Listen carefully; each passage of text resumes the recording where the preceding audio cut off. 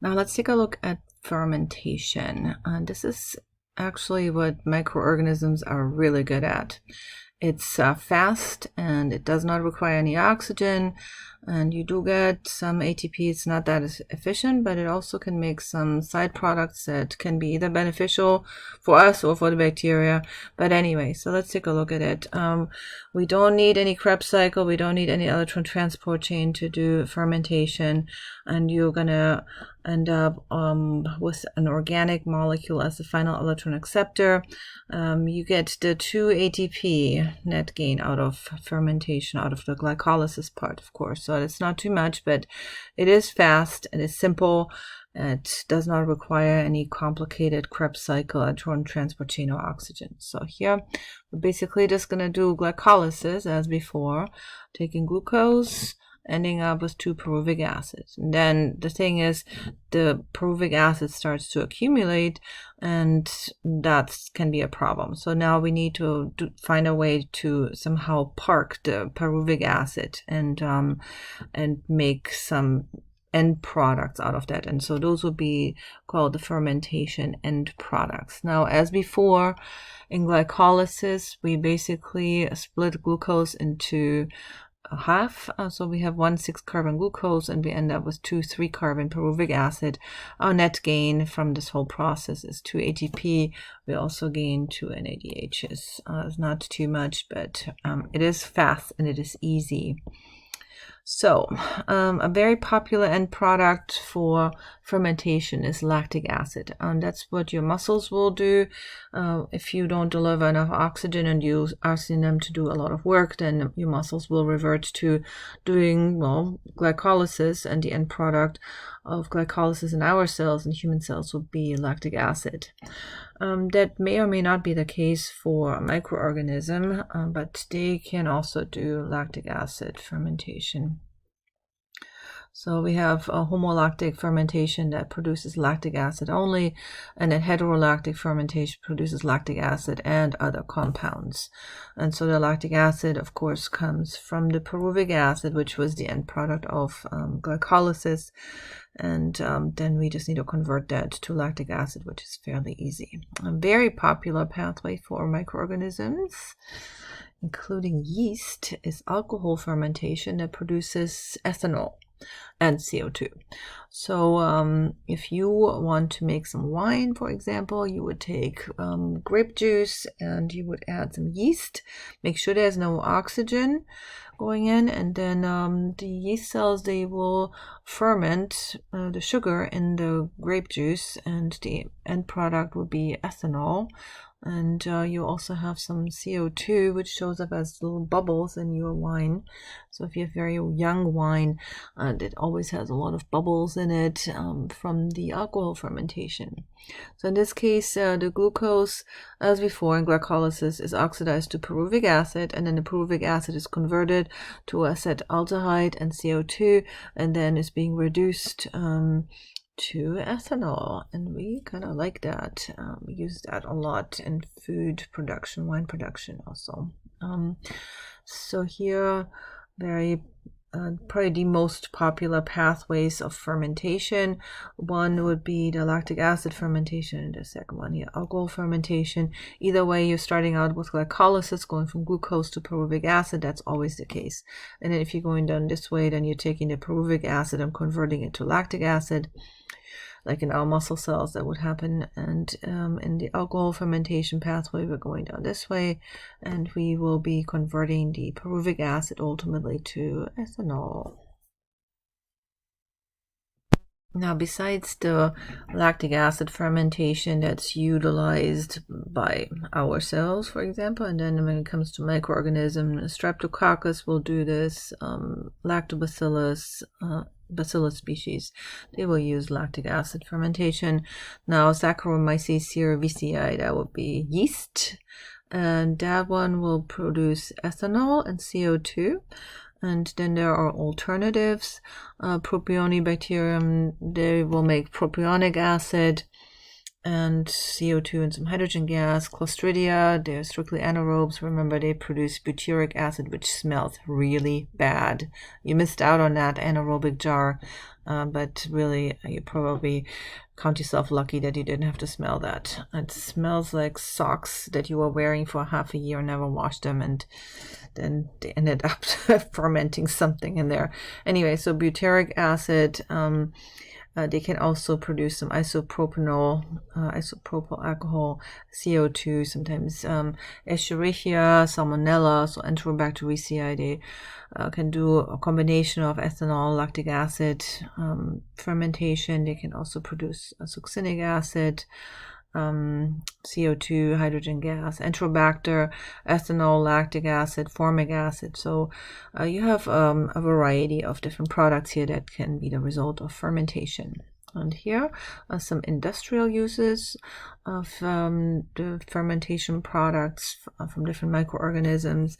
Of course, here now, number one, ethanol. So alcohol for commercial use, to make beer, wine, and also make fuel, actually. So that would be ethanol fuel. It's part of what you have at the gas pump. Part of it is ethanol too. And acetic acid, that would be vinegar as a use. Lactic acid in cheese, yogurt, breads, sauerkraut, some sausages. So there's some good products right here. Then the propionic acid and carbon dioxide, the holes in the Swiss cheese come from the carbon dioxide gas, and then some of the flavoring come from the propionic acid and also lactic acid. And then here are some more industrial uses. Methane for fuel, citric acid for flavoring, acetone, butanol for some pharmaceutical uses, and sorbose, vitamin C. That's our ascorbic acid. Anyway, you can take a look at that. So here's our summary slide for respiration versus fermentation. I know we had the same slide earlier, but you can use this to study. So just keep in mind over here, that's fermentation. No oxygen, quick and easy, but doesn't produce a whole lot of ATP, only 2 ATP, and then leads to byproducts that usually we actually like alcohol, some other products that are useful. Now, respiration is much more efficient, and but there you gotta have a means to run the Krebs cycle. You need a final electron acceptor, which is typically oxygen. You make a ton of ATP, a lot more than with fermentation, and you're ending up with very low energy end products such as water and CO2. Now, besides using carbohydrate for energy metabolism, you can use both lipid and protein as well. A lipid is fairly common, while protein catabolism to make energy is not very common. Now, protein is composed of amino acids, and these amino acids, they have an amino end, of course. That's kind of a problem, but I mean, it can be done. So if there's nothing else available, I guess a cell could use protein and break it down into amino acids. In microorganisms, you would have to use extracellular proteases for doing that process, this breakdown. It's a hydrolysis reaction that breaks down protein to amino acids. And then you have to do deamination. That means you need to get rid of the amino end of these amino acids. And you do decarboxylation. You want to take the acid part off of the amino acid. Then you do dehydrogenation, desulfurization if you have an amino acid that contains sulfur. And once you have that, then you need to convert that, whatever end product you have from all of these processes, you need to convert that into acetyl-CoA. And then the acetyl-CoA, of course, can enter the Krebs cycle by binding to oxaloacetate. And then we have the Krebs cycle then. It's far more popular for cells to use lipids for energy metabolism. And there you take the lipid, you also do a hydrolysis reaction using a lipase enzyme. You will break down the lipids or this dietary fat, it's a common fat. You're going to break that down into glycerol and fatty acids. Glycerol is a 3-carbon compound. It's basically similar to pyruvic acid. And so it's fairly easy to convert that into pyruvic acid and then make acetyl-CoA out of that and enter the Krebs cycle. So that's not a big problem. The fatty acids, they are long hydrocarbon chains that will have to be processed through something called beta oxidation. So basically chop down these long chains of carbons and hydrogens into 2 carbon pieces, make acetyl-CoA out of that, and then here we go, the acetyl-CoA will enter the Krebs cycle. So overall, you can use any organic high energy molecule to make energy out of it. The process that you see usually in textbooks, it's always listed sort of as the model mechanism, is clearly the carbohydrates. You're taking a simple sugar like glucose, and then you do glycolysis, convert that to pyruvic acid, acetyl-CoA, Krebs cycle, and electron transport chain. That's sort of the middle path right here down the middle. Of course, if you have complex carbohydrates such as starches, you're going to have to hydrolyze down to simple sugars, and you go down this pathway. Next popular item for energy metabolism would be clearly the lipids. Those we will break down into glycerol, which then enters sort of the glycolysis almost at the tail end right here, because it's really easy to convert it to a pyruvic acid. It's a 3-carbon little carbohydrate. It's almost ready to be right away converted to pyruvic acid. And then you follow this pathway again. For the fatty acids, you will have to break them down into 2 carbon pieces via beta oxidation, and that yields you a lot of acetyl-CoA, because each fatty acid tail has about 20 carbons, so you get 10 acetyl-CoA ideally out of 1 fatty acid tail, and every lipid molecule, every fat molecule has 3 fatty acid tails. So that's a lot of acetyl-CoA and energy that you can get out of those fats.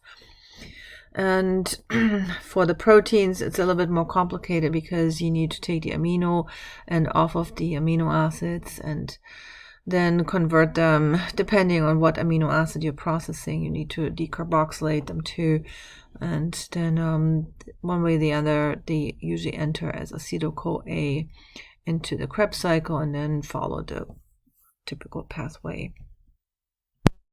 Now, so based on the type of metabolism that a microorganism can do, you can actually use that to identify bacteria or other microorganisms. So there are a whole host of biochemical tests that you can use to identify bacteria, and that is would have been that unknown number 2 that you were supposed to do in a lab, where you would have to do a morphological study, but that's just one small part of it.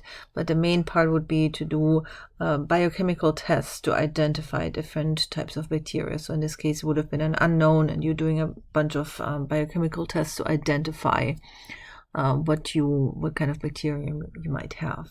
So we're going to take a look at that.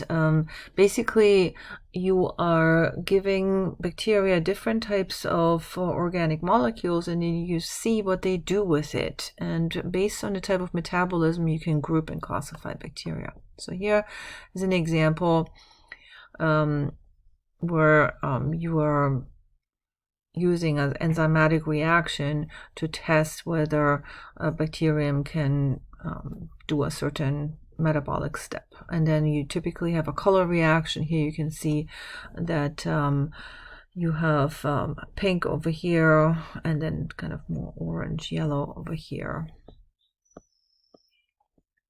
So one of the first tests that you would do, fermentation tests. You basically give those bacteria different types of sugars, and then you can see whether they are able to ferment that sugar, whether they produce acid, which usually then changes the pH in your solution.